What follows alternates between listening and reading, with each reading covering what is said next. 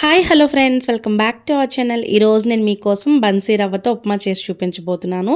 ఇది చాలా టేస్ట్గా ఉంటుంది, అలాగే హెల్దీ కూడా. పొడి పొడిగా ఎలా రావాలో చేసి చూపించబోతున్నాను. దీనికోసం ఒక కడాయి తీసుకొని 1 టేబుల్ స్పూన్ ఆయిల్ వేసుకోండి. దానిలోకి 1 టేబుల్ స్పూన్ శనగపప్పు, 1 టేబుల్ స్పూన్ ఆవాలు, అలాగే 1/2 టేబుల్ స్పూన్ జీలకర్ర వేసుకుంటున్నాను. అలాగే 1/2 టేబుల్ స్పూన్ మినువులు కూడా వేసేసుకొని మొత్తాన్ని ఫ్రై చేసుకోవాలి. దీనిలోకి 1 టేబుల్ స్పూన్ వేరుశనగ గుడ్లు వేసుకుంటున్నాను. వీటిని మంచిగా కలుపుకోవాలన్నమాట.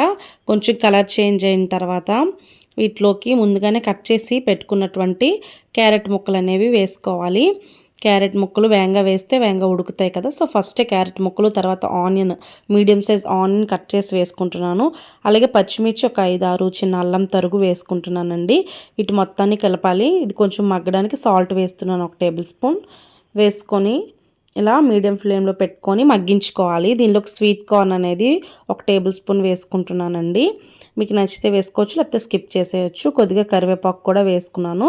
మొత్తాన్ని బాగా కలిపేసుకోవాలి. దీనిలోకి బన్సీ రవ్వ 1 కప్పుతో వేసుకుంటున్నానండి. ఇలా వేసుకొని కొంచెం రోస్ట్ చేయడం వల్ల ఉప్మా అనేది పొడి పొడిగా వస్తుందన్నమాట. చూసారుగా, అలాగా రోస్ట్ చేసుకోవాలి సిమ్లో పెట్టేసి.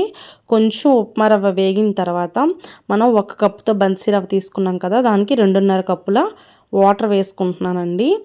సరిపోతుంది, కరెక్ట్గా పొడి పొడిగా వస్తుంది. 2.5 కప్పుల వాటర్ వేసుకుంటున్నాను. ఏ కప్పుతో అయితే తీసుకుంటామో ఆ కప్పుతో వేసుకోవాలి. ఈ టైంలో టేస్ట్కి సాల్ట్ అడ్జస్ట్ చేసుకొని వేసుకోవాలి సరిపోకపోతే. ఇప్పుడు దీన్ని మూత పెట్టేసుకొని సిమ్లో పెట్టి మగ్గించుకోవాలన్నమాట. ఇది మంచిగా మగ్గి దగ్గరికి అయింది చూడండి ఒక 5 మినిట్స్ తర్వాత.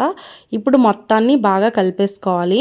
ఇలా కలిపేసుకున్న తర్వాత ఇంకా కొంచెం చెమ్ము ఉంటుంది, పొడి పొడిగా రావడానికి మళ్ళీ ఒక 1 or 2 మినిట్స్ దీన్ని మగ్గించాలన్నమాట మూత పెట్టేసి.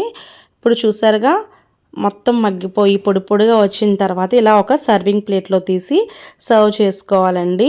దీని టేస్ట్ అయితే చాలా బాగుంటుంది. షుగర్ పేషెంట్స్కి, అలాగే డైటింగ్ చేయాలనుకున్న వాళ్ళకి ఇది ఎంతో మంచిది, హెల్దీ. ఇలాగే నా వీడియోస్ని ఫాలో అవ్వండి, లైక్ చేయండి, షేర్ చేయండి, సబ్స్క్రైబ్ చేయండి. Thank you for watching our videos.